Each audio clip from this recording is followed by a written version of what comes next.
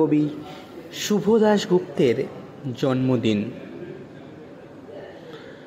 আজ পয়লা শ্রাবণ। খোকন, আজ তোর জন্মদিন। তুই যখন জন্মেছিলি আমরা তখন যাদবপুরে নতুন গড়ে ওঠা কলোনির টালির ঘরে। তোর স্কুল মাস্টার বাবা সেই হ্যারিকেনের আলো জ্বালা ঘরে আনন্দে আর খুশিতে ঝলমলে হয়ে উঠেছিলেন তুই আসার পর। তোর নাম রেখেছিলেন সুকল্যাণ। মানুষটার মনটা ছিল শিশুর মতো। অভাবে অনটনে বেঁচে থাকার নানা দুর্বিপাকেও ভেঙে পড়তেন না কখনো। সকলের ভালো চাইতেন মন থেকে। বলতেন, দেখো, একদিন এই দেশের মানুষ ঠিকই খুঁজে পাবে মুক্তির পথ।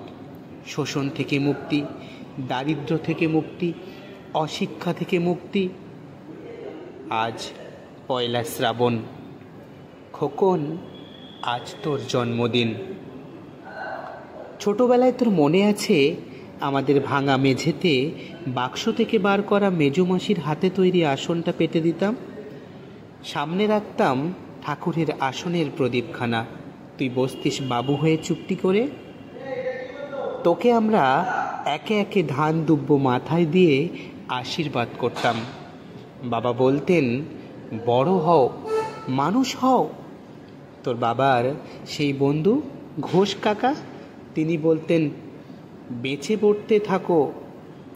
তুই জিজ্ঞেস করতিস, মা, পড়তে থাকা মানে কি মা? আমি শুধু তোর মাথায় ধান দুব্বই দিতাম, বলতাম না কিছুই।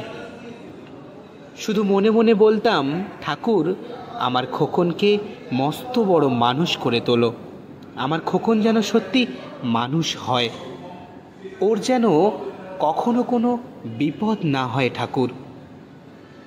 অভাবের সংসারে ওই একটা দিন পয়লা শ্রাবণ। কষ্টের পয়সায় একটু বাড়তি দুধ নিতাম, পায়েস রান্না করে দিতাম তোকে। তুই খুব ভালোবাসতিস পায়েস খেতে। তোর বাবা বাস স্ট্যান্ডের দোকান থেকে নিয়ে আসতেন তোর প্রিয় মিষ্টি ছানার গজা। সামান্য স্কুল মাস্টারিতে কী বা আয় হতো। ঘরে বসে ছাত্র পড়িয়ে আসতো কিছু। দাও দাও অভাবের সংসারে সে রসদ পুড়তে সময় লাগতো না। তোর বাবার জামা সেলাই করতাম আর বারবার বলতাম, আসছে মাসে একটা জামা বানিয়ে নিও। উনি হেসে উঠে বলতেন, বাদ দাও তো, খোকন বড় হচ্ছে, ওর জন্য ভাবছি দুধ রাখতে হবে আরও আধসের। দুধে শক্তি বাড়ে, বুদ্ধি বাড়ে। শক্তি আর বুদ্ধি না হলে তোমার খোকন মস্ত বড় মানুষ হয়ে উঠবে কি করে? ভাবছি আরও দুটো টিউশনি নেব। ছাত্র পড়িয়ে পড়িয়ে মানুষটা দিনের শেষে ক্লান্ত হয়ে যেতেন। বারান্দার ধার ঘেঁষে যখন রাতের অন্ধকারে জোনাকির ব্যস্ততা আর ঘরে তোর পড়া মুখস্থ করার একটানা সুর আমাদের কলোনির ভাঙাচোরা বাড়িটাকে জীবন্ত করে রাখত। তখন বলতেন আমায়, খাওয়া দাওয়া একটু করো, তোমার চেহারাটা বড় ভেঙে পড়ছে দিন দিন। শাড়িটাও তো দেখছি বেশ ছিঁড়েছে, কালই আমি ফেরার পথেই নিয়ে আসবো, ধারেই আনবো। আমি বলতাম, ধুর, সামনে খোকনের উঁচু ক্লাস, কত বইপত্তর কিনতে হবে, কত খরচ। উনি দীর্ঘশ্বাস ফেলে চুপ করে যেতেন। জোনাকিরা নিঃশব্দ অদৃশ্য আলোর আলপনা আঁকত উঠোনের আগাছার ঝোপে। আবহ সঙ্গীতের মতো তুই ভেতরে বসে পড়া মুখস্থ করতিস। ইতিহাস, ভূগোল, গ্রামার। ঈশ্বর আমাদের নিরাশ করেননি। তুই কত বড় হলি, সব পরীক্ষায় কত ভালো ফল হলো তোর। বাবা বললেন, আরও পড়ো, উচ্চ শিক্ষায় উচ্চ সম্মানের একমাত্র পথ। তুই আরও পড়লি। তারপর তোর চাকরি হলো কত বড় অফিসে। মনে আছে খোকা, প্রথম মাসের মাইনে হাতে পেয়ে কত কি এনেছিলি তুই? তখন তো আমরা উঠে এসেছি শ্যামবাজারে।